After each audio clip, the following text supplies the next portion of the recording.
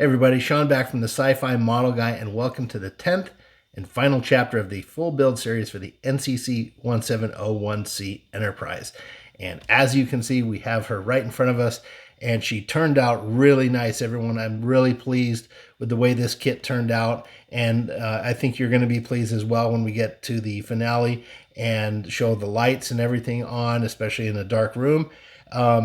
Now, I just want to point out one thing that I don't mention in the video going forward is when I was reviewing the final reveal that I was doing, I did notice that there are some light leaks on the bottom of the saucer coming around here on the edge, as well as some minor light leaks along the seam where the two sides of the secondary hull come together. Instead of going ahead and fixing those, they were very minor and they're really kind of only picked up by the camera, and they're on the underneath side of the ship. I chose to just go forward with it and leave them in there instead of kind of hiding it. So I just wanted you to see that, when you think you're all done, if you want to be perfect, there's always some little things you can do. So one of the things I learned on this model, and I think I've mentioned it a couple of times, is that you don't want to over perfect your model. Okay, so if you're having fun, especially if it's just for you, and if you're not entering it in a contest or doing it on a commission basis or selling it or something, go ahead and let some imperfections go by. As you can see here, I think the ship's beautiful. It's mostly the design, I think, but the patience and the time we took really paid off, and I think hopefully anyway you'll see that. So anyway, other than that, to all the subscribers of the channel, thank you so much for being a sub, and for anyone who's not a sub, if you considered subbing today, I would really appreciate it. Otherwise, I still really appreciate the view time, and it all helps the channel. So that's it, everyone. Happy modeling. Enjoy this final Chapter 10 video of the Enterprise C, and we'll see you really soon with another kit. I got tons lined up for you. We got a lot of fun coming up, folks. See you soon. Happy modeling.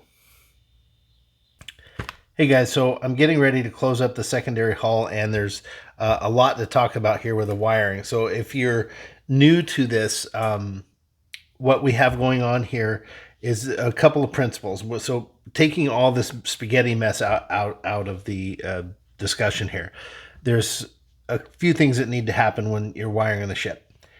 The first thing you have to do is make sure that there is a positive and negative wire, which I have here, that are leading down through the bottom of the ship out to the power supply. I have those together here marked with a blue piece of tape to indicate that these are the wires that will be going down. Okay.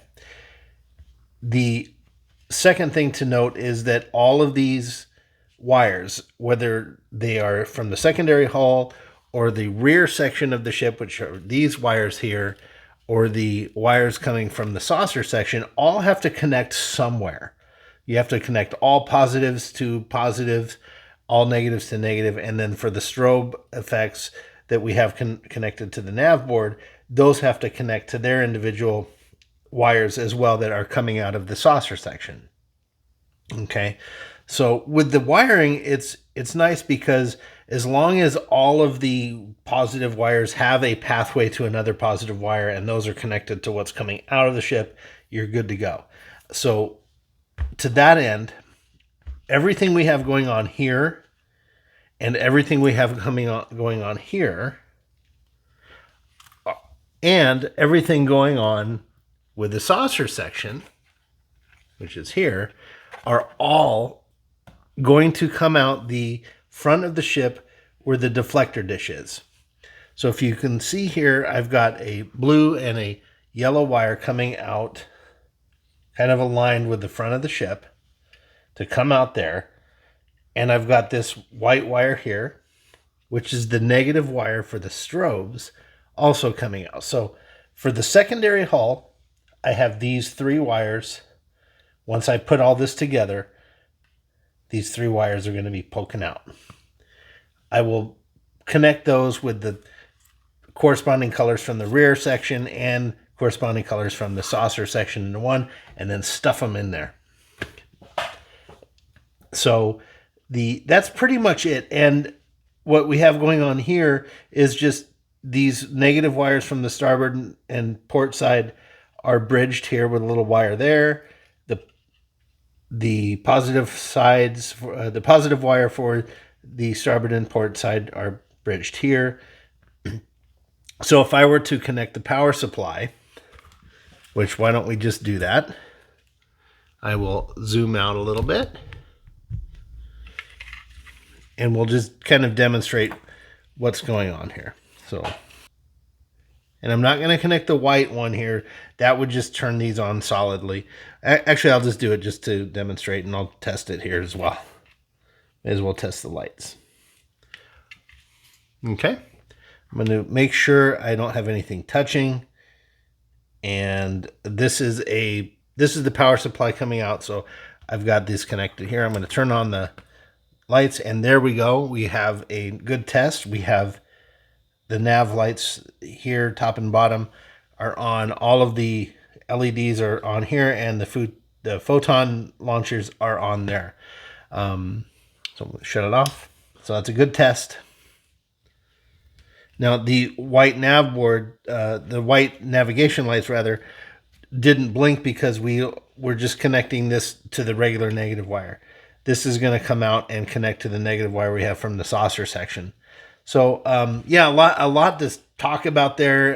It may be very confusing because there's a big spaghetti mess going on here, and I have tried to explain that to the best of my ability, and I hope it does make sense. So if you are planning on lighting your model, try not to let this scare you away. There's plenty of videos on YouTube that explain how to properly do this, and it's also a good idea to diagram it. And the basic principles are just make sure that your positives touch to a positive, your negatives touch to a negative, and that they have a termination coming out of the ship to connect to your power supply. And that's pretty much it. All this stuff that's going on is just the bridging of the wires together. And of course I have the shrink tubing put there where I can. I did have to use some electrical tape in a couple spots, but just make sure you don't have any exposed wires hanging, because when you put this together, these things are going to tend to touch. So you don't want any exposed wires touching exposed wires from the opposite charge. So be very careful when you're doing that. This is good. And we're ready to close her up, guys. And what I'm going to do is close it up, and then we're going to slide the aft section through there and check for light leaks, check for some painting, the touch-ups that we might have to do, and that'll be it. And then from there, we'll attach the saucer section after the decals and everything are put on. But we're going to get to that shortly. So I just wanted to take a good segment here and talk about the wiring. Again, I apologize for the mess that we're looking at here in the spaghetti, but hopefully some of this makes some sense to you. And if you have any questions on it, just shoot me a comment in the comment section, and I'll do my best to answer it for you. See you in the next segment. Hey everybody, and we've got an assembled starship here, or at least part of it. The secondary hull and the nacelles are now put together. I just wanted to take a quick moment and talk about that real quick. So all I did was these wires that were coming out of the nacelle, I just fed them through the slot here that it just slides in real easy. And I just fed the wires through, and they come out here and terminate outside of where the deflector dish is going to go. Howdy folks. Okay, we've got a somewhat assembled starship here. I've gone ahead and fed the wire through the secondary hull from the aft section here, terminated all coming out of this deflector array where we talked about, and everything's wired up and ready to go. So I'll go ahead and give a little lighting test here and give a quick talk about it. So everything's working, and just as a reminder, these nav lights here and on the bottom of the nacelles underneath, these are going to be just the regular standard blinking navs, and then the one in here in the aft and here are going to be the dual blinking or double flash. I've got a little tape over here just to prevent the glare coming through, and everything is looking good. I'm still a little bit disappointed in the nacelles with the way they turned out. They still they do look better in person than on camera, but there's just a little bit of the kind of darkening here on the inside of these nacelles. So thankfully it's on the inside. The outside is a little bit better. And I've gone ahead and fixed the light leaks on the aft section. There's still a couple minor ones here in these nacelles, but I've done just about the best I can do. I think if I were to fiddle with it anymore, I think I would just make things worse. So I'm just going to leave it alone and count this one as a learning experience and try to come up with a better way on the next time I build this kit. Hopefully there is one. So, but yeah, all that being said, is still she's beautiful. I'm really happy with it. I'm not down on this at all. I'm having a good time with this ship. The saucer section is almost ready to go. We've shown that before. I might film the wiring that up. I'm not sure. But I do have to do some more painting on here with the phaser arrays, and a couple other minor pieces on the bottom need to be painted. And other than that, that's it. I did have to do some putty work here on the main seam of the ship. That was pretty easy because there's a nice little channel here that goes in there. I just filled that in with the plastic putty, sanded it down and painted it. And then over here is going to be a nice decal. And the bottom of the ship came out really nice as well. I do have a little bit of a light leak going on right here in the rear. I could probably get that with some putty. I may not though. And I did some putty work here. There was a little bit of light leaks coming through this seam, which was to be expected. But a quick putty, sand, paint, fixed that right up. And aside from that, yeah, there's a couple little minor light leaks in this, guys. But I like I said, I think I'm just going to let them go and finish this kit up, because once everything's together, it'll look really nice. So we're coming down to it, guys. I think just one more segment of putting the saucer on there, and then we'll just do the final pan around with the full reveal with the lights dimmed down a little bit more, and we'll just give our closing thoughts on the model. So getting down to it, folks. We'll see you very soon in the next segment. All right, guys, we're at the fun part, which is applying the decal. So I just want to take a few minutes and explain kind of my method of doing this. So I'm going to go through on what I've done here. I'm going to start from the right side. So I've got a bottle of water. I've got my paper towel. And this is just kind of my pointer tool that I usually use, but I'm going to have this available if I have to slide the decal around. I also do use the dental pick, as I've mentioned a few times. The rounded part here is good for moving it, as well as the sharp point if something kind of gets stuck. And I like this because it won't pierce the decal, as opposed to some people will use their X-Acto knife to slide something around, and you run the risk of doing the cutting it. So also I have my little tweezers here for picking up the decals that I cut out and moving them over here to the towel. So we'll explain that in a second. Got the model, of course, and the decal sheet. So you can see here I've cut this away. All the other stuff that was on this sheet were the battle damage things that come with the kit, which I'm choosing not to put on here. I want the ship to look, like she just came out of space dock. And then down here I've got these pieces of cardboard, and what these are from the side of the box. I normally do not like to destroy the boxes. I just keep them kind of stacked somewhere else. They hold little extra pieces and things like that, and in case I need to move the model, it might be able to fit it in there. But anyway, for this one I did cut it, and the reason is because the decal instructions are on the side of the box. So a lot of kits will have this in instructions, but they chose to print it on the side. So instead of just having this box clunking around and moving it, I just chose to cut them out so I can have the guide right in front of me and know where to put these decals. Okay, the method that I use is, I've seen it done by a lot of people, and I like it. I prefer this method. The other method that some people do, they will get a bowl and fill it with some water and then dip the decal in there for about 10-30 seconds and then take it out. I don't like that method because, especially with small decals like these little things that go on the edge of the phaser arrays. They're so small, and if you have them in this bowl of water, they will slip off, and it's just almost impossible to fish them out of the water unless you had like a tiny strainer or something, and then you just run the risk of ripping them. So what I like to do, and what a lot of folks like to do, is to cut out the decal, put it on a paper towel, and spray it with some water. And that way, for a few seconds, it will loosen up enough to take off. So I'm going to just demonstrate that a couple times. Oh, and also the other thing, I just put a fresh blade on my X-Acto knife. So if you are using, I recommend an X-Acto knife as opposed to scissors.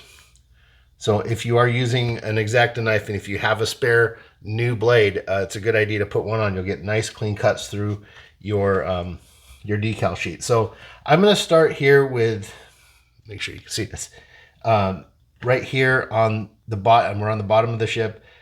On the nacelles, there's these two decals that go. They're decal number 18.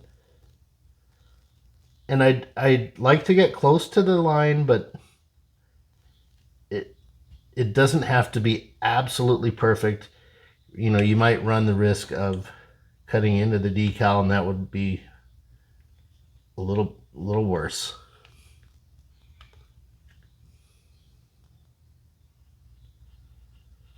So I'm just going really slow.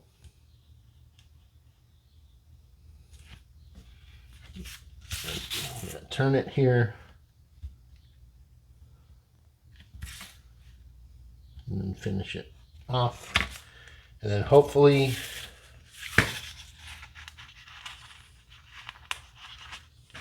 okay. So this one's hanging, a little hanging chad. And so instead of pulling it, I'm just gonna carefully cut it with the X-Acto knife. You want to go really patient with this, folks. And what I've noticed when I'm putting on, and this may not seem like a lot of decals, but it kind of is. You may want to do this in stages, because I find myself, I will start to rush and get anxious to want to finish it. And when it stops becoming fun to do, just put it down for 10, 15 minutes, take a break, and then come back. You'll end up getting better results than trying to like push through it. So just a little hint there. All right, so I've got the decal here on the towel. I'm going to spray it a little bit there and spray the back side. Now you may not have to, if you do enough of this and you get this towel saturated pretty well, you may not have to put so much on subsequent decals because you'll get the soaking. And then a good idea to keep another towel handy, because this is going to soak through, you're going to get wet and everything. So we're going to let that sit. And in the meantime, I also want to let you know, when you do this, very important to wash your hands very thoroughly and dry them. You want to get any oil, any dirt, residue off your hands. Even if you think they're clean, give them a really, really good scrub, almost a doctor's scrub. And that way you will be sure not to, put any dirt, grime, or especially oil with the decals on your kit, because that will prevent a good sticking. So, let me put that back. Another thing, what you want to do is a good idea sometimes to put a little bit of water on the area of the ship where you're going to put the decal. So I just do it with my finger and just put a little bit there. Okay. I'm going to get this. I'm going to lay the decal down, and you want to kind of try to lay it down. And I goofed here, so I'm looking here, and it's about lined up almost. So I need to move it back a little bit. You want to move it a little bit behind where you want to do it, and then you can use your tool or your finger. I find the finger works pretty well. And then I'm going to use my tweezers. Hold this down with one finger and then use the tweezers on the back and slide this out. And there, she's in place, kind of. So now I'm going to use I'll go with this one here, the plastic, because it's a little bit nicer. So I'm just gonna move it around a little bit. And when I get it aligned to where I want it, there. Now I've got another blue towel that I just pulled off. It's just a dry blue towel. And I'm gonna gently, at first, just gently right on top and then lift it up. And you just dabbing. Let me get this out of the way. We're just dabbing for the initial picking up of the water. You want to get the water around here. So we're just right now preventing the decal from sliding around. We've got it placed where we want it. Okay. And you don't need any pressure, just kind of contact. Let the towel will soak up the water for you. And again, important to dab down, don't scrub back and forth. Okay. Then what I'm going to do is put my finger on it just in case so it doesn't slide, just gently. And I'm going to just wipe it one direction a few times to make sure I get any air bubbles out and any moisture that remained there. And there we go. We have an applied decal. So I'm going to go ahead and do the other one. And while I'm doing that, as to the order of what you do, so I prefer to save the best for last. You know, it's kind of like if you're a painter or a person who draws.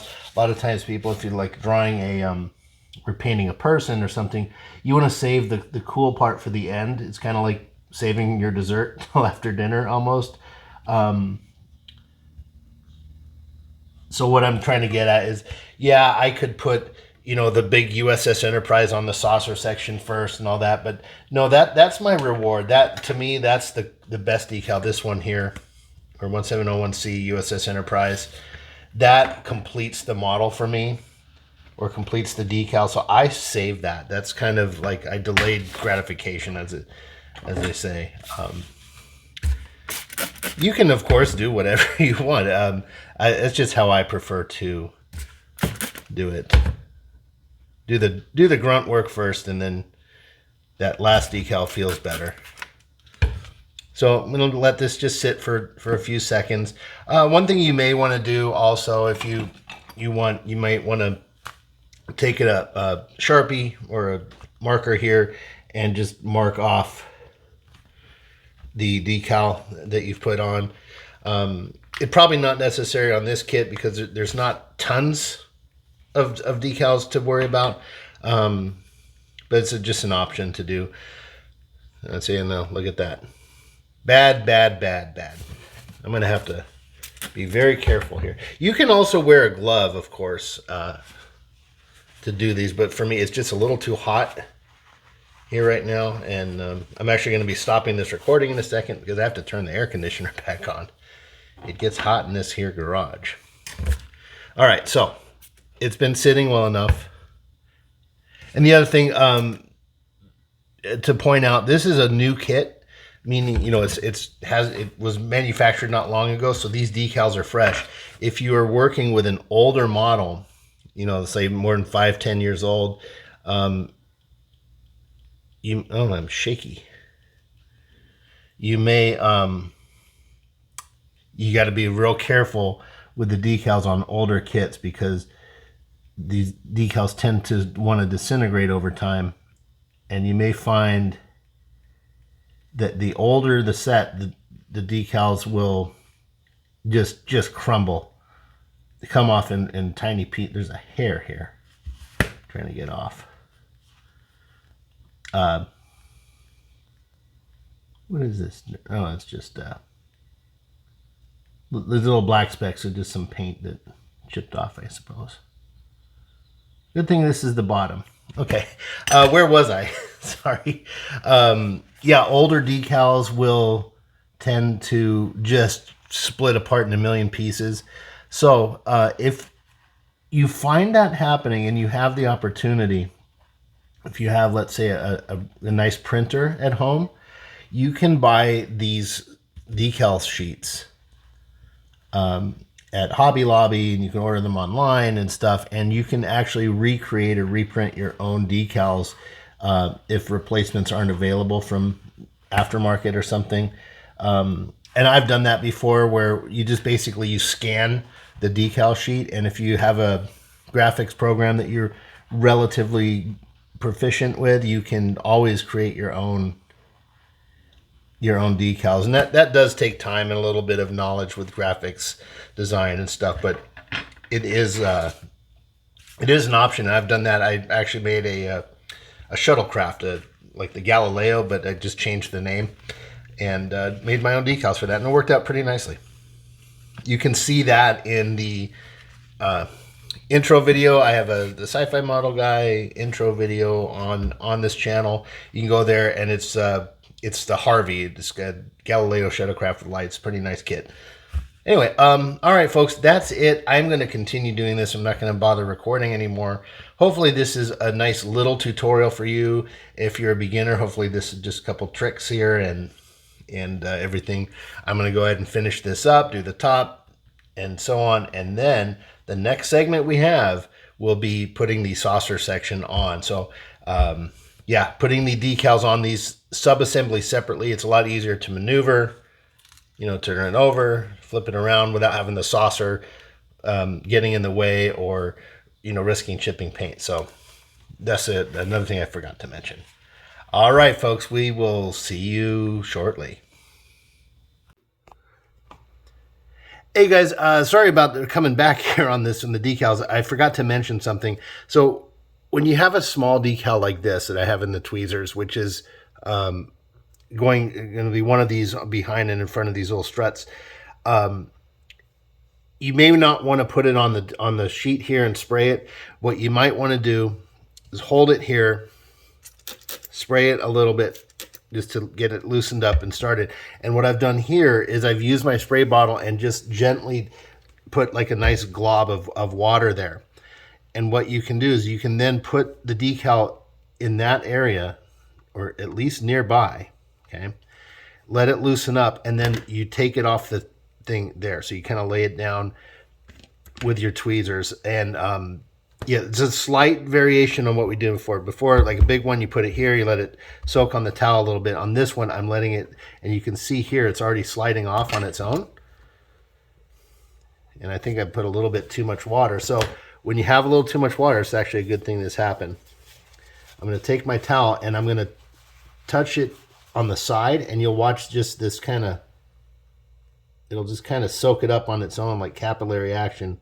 You don't have to move. So there we go. We've soaked up a little bit of the water. Now I am going to my dental pick, and I'm going to move the sheet away. Now I'm going to go to my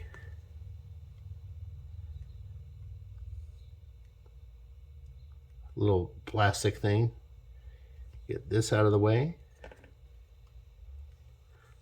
All right, and let's make sure that I have it applied correctly. Yes, the thick side is pointing that way. So I have it in place rather. And I'm just going to gently, again, straight down, very gently, and then pick it up. This is important to do, especially these small decals, to apply your dry towel on top extremely gently at first, because there's a very good chance that the towel will pick the decal back up, and then you have to worry about getting it off of here. So now I'm just gently applying a little bit more pressure.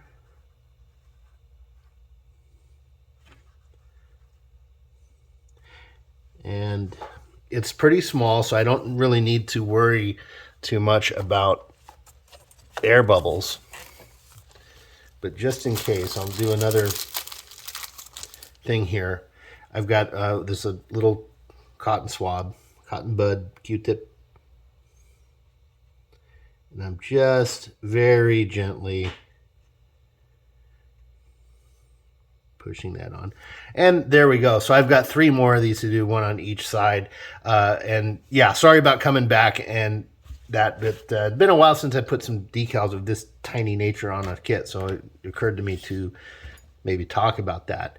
And there we go. So a little bit more of a tutorial on the decal application. Be right back. Hey guys, so I just wanted to record a little segment here of the application of the clear coat. I don't think I went over this in the previous build series, so I'm going to talk about it here. So I'm getting ready to apply the clear coat, and what I use is this here. It's Duplicolor Wheel Matte Clear Coat. You can pick this up at AutoZone, O'Reilly, any auto store, and it's I think it's like $10 or something for the can.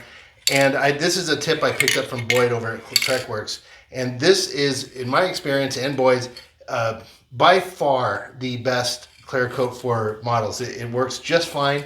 It gives a very nice kind of mid-range gloss. And it's just perfect. There's tons of product in this can. You can use it for probably 7, 8 models. And it's just great. It dries quickly. It's a great coat.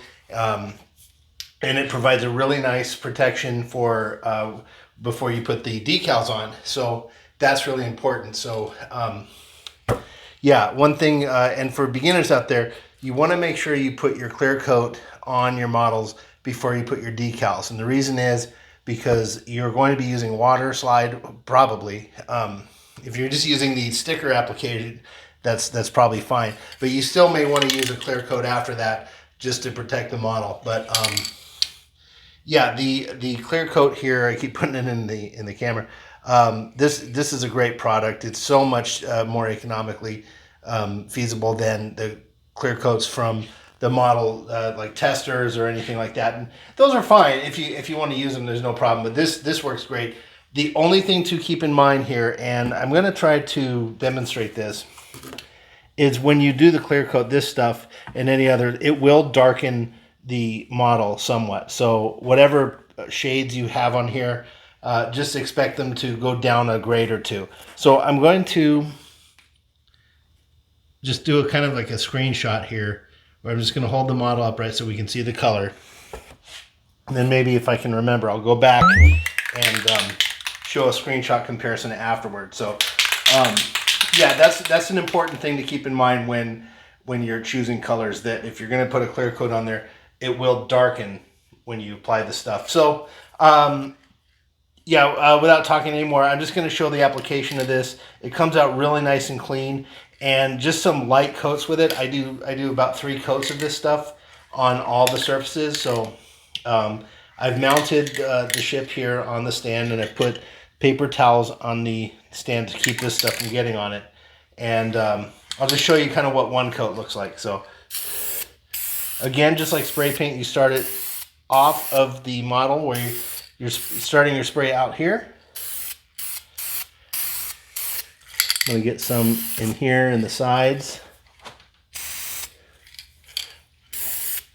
And I did get underneath earlier. I had it upside down, so you want to make sure that when you're doing it, you're hitting top and bottom. Let me just spin this around here. Okay. Okay. And then I'm going to give the saucer section over here in the background just another hit. I'm giving it a little extra here because the saucer section is going to be the thing that's most looked at with the kit. And that's it. And then, oh, of course, turn the can upside down. Spray it for a second or 2. Wipe it down, and then that way we ensure there's no clogs. Yeah, this stuff dries real quick, folks. Dries to the touch very, very fast. So you want to put a fan on it. You can use your hair dryer to dry it for a few minutes, and then you can go ahead and put that second, third coats on pretty quickly. And I would say in about an hour or 2, if it's dry to the touch, give it a little test in the inconspicuous area with a little water. And once that's dry, you can go ahead and apply your decals. To be safe, though, I would personally wait 8 hours. Again, there's no rush for these things. And the worst thing to do would be spend all this time on the model and then rush the decals and then apply them and then get that water to kind of get things a little runny. But yeah, that's it. And the clear coat, it just makes it really nice to put these decals on. So, all right, guys, that's it.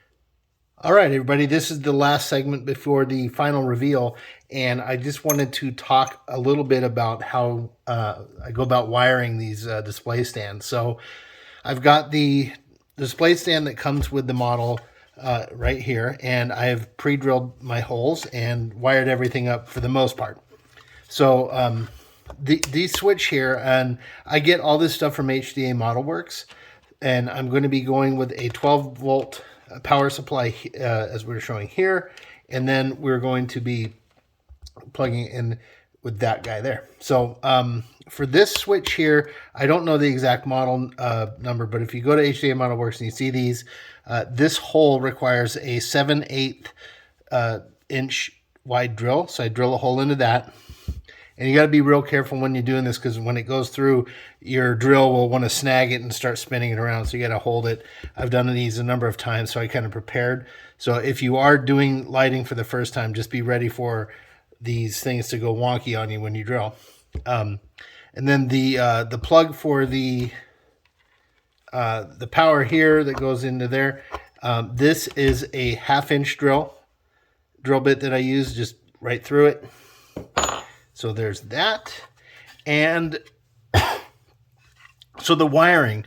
One thing to point out that took me a while to understand is that the switch here, the on-off switch that you have, you're going to notice here there's a red wire and a black wire.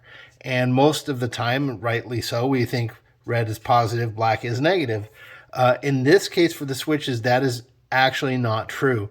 These wires you should consider them either both red or both black. It doesn't matter.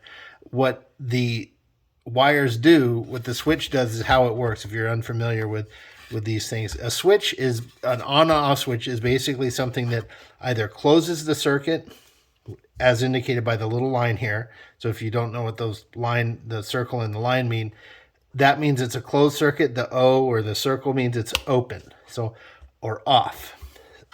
So when you wire this thing, I have the switch powered to the positive wire.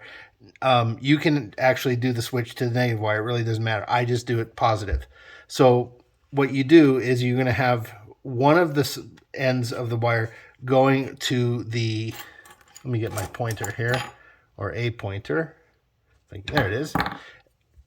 One of the wires is going to go to the positive part of the plug. So that middle part's positive. You got to solder that. And then the other end of the positive goes to the positive wire that's going to be coming out of here from the model. So the model positive wire connects to one end of the switch. The other end of the positive connects to the plug, or where the power source is. If this was a battery, it would be going to the battery. And then the negative wire that comes out of here is just going to connect to the negative side on the switch here. And that's it. So it is confusing if you haven't done it before. Just remember, these black and red wires are essentially, just treat them as the same color. You're going to, again, positive wire coming out from the model goes to one end. The other end goes to the positive on the plug. Okay? Just a little tutorial for anyone who is unfamiliar with that. So, and then what else I do? Oh, I did drill a couple holes through here on these support parts just to get the wiring clean. And so the negative wire is going to come out here, and I'll attach that, just tie it with some electrical tape, and then the right here, the negative wire there. I hope I said that correctly. Anyway, that's it, folks. So the next segment of this is going to be the ship is on the stand. The ship is all done. It's just over to the side of me. I'm looking at it right now. It looks beautiful. And I can't wait to fire it up. So stand by. I'll be right back. Here we are, folks. The final reveal and final segment of the series. We're going to be talking a little bit about what I learned, and also then after that we're going to be turning on the lights, of course. So I just want to quickly go over a couple things that I did learn here on this kit. Is one of them is obviously the nacelles, which I've talked about. Hopefully these were just a bad kit as far as these were concerned. I looked back at my old kit and they did fit together much more nicely. So I'm just going to chalk this one to this particular kit. I did clean them up pretty nicely and it looks okay. But it's just not perfect. And I did make a decision to just stop, and I'm going to zoom in here. You're going to see where this painting isn't quite, perfect. And I just decided to stop because I was fiddling with it so much and I was trying to make it perfect. And trying to make something perfect that never will be is you got to choose a point at which to stop and just count your losses or count your winnings, whichever it ends up being. And so I decided to stop there. The ship looks fine. The nacelles are good. When you turn the lights on in person, they look fine. Other thing I learned, so there are some decals here on the front of on the side of the saucer, right here. These like nice blue lines. You can see like one of them here is a little bit off. I could probably correct that with some water. But I'm just going to end up leaving it because it's dried. I did put some micro sol on there, or sorry, micro set, which I'll talk about. So if I try to mess with them, they actually would probably disintegrate and make it worse. So I'm going to turn the model here. So you'll see this section here, I'm missing some. And that happened because I put these decals on before I glued the saucer to the secondary hull, and that just come from handling it, and I was just in a little bit of a rush to put it together. So yeah, I think with next time I build the kit, I will put these decals on last after assembly. All the other decals for the Enterprise, the Enterprise lettering and the registry number and the little phaser array, these little parentheses things, which are they're kind of a pain to put on, but I figured out a good way to do it. I think I showed them in one of the previous segments. Turned out okay. So I'm going to go down to the bottom of the ship here, and you can see when we turn on the lights, you'll see that the deflector array went on really nicely. And of course the painting and the decals that go on the side of the ship came out pretty nicely as well. So I'm going to pan up here. We've got the nice registry number there, some red striping on the nacelles, and then we'll go over top, and we've got some good decals along the spine of the ship and then the top of the nacelles here as well with the Starfleet banner. You can see here there's a little bit of that shiny. I do probably have to get the razor blade in there and just kind of cut these decals where these ribs are. And then after that, I'll put some micro sol and micro set. Again, I'll explain that. And you don't need to use that stuff on every decal, just where there's curves and things like that. What else about the ship here? So the colors here, I'm going to put a picture on the screen here right now of the different paints that we used. And those are a light gray, AS16, and that's the base color of the ship. Then there's the light blue, which is the AS5, and that light blue is here, this section there, and the base color is this one. And then for the darker gray on the saucer section, I chose light ghost gray AS26, which turned out to be a really nice gray that lent itself well to the subtle changes that I was after. And then for the lifeboats is TS7, which is a racing white, and there was that section we had in the video where we decanted some of that into a bottle and then hand painted. So there was hopefully a good tutorial on that. And then last but not least is the secondary hull, kind of that ribbed section, is intermediate blue U.S. Navy AS19. Okay, and then the other paint colors we used for the ship, there was a very moderate yellow that I used to paint the nacelle right here, and that was done, it was a spray paint. And then over here, these are decals on these thruster assemblies right there. Two of them fell off when I was handling, much like the decals for this section here. And so I ended up having to get hand paint like this one here with a Tamiya yellow. For the priming, we just went with a basic Rust-Oleum flat black primer, and then topped it with a high gloss white. And those are just basic spray paints you pick up at Lowe's or Walmart, Home Depot, places like that. And then lastly, we coated the ship with Duplicolor Ultra Matte, not Ultra, Duplicolor Matte Clear. So if you go back in the video, you'll see that, and that provides a really nice intermediate kind of a glossy matte color, and it's very inexpensive, so it works really good. So thank you to Boyd over at Trekworks for that tip. Okay, so that's about it as far as the summary. I'm going to go ahead and turn on the lights now, and then we'll rotate the ship around and maybe have a few parting words. So we'll have in 3, 2, 1, and there we go, folks. I'm going to turn off the light up here, excuse me. There we are. And I am super pleased with how this turned out. We've got really nice double flashing strobe lights on the bridge section as well as down in the aft. And there's an identical double flash underneath the hull on the bottom.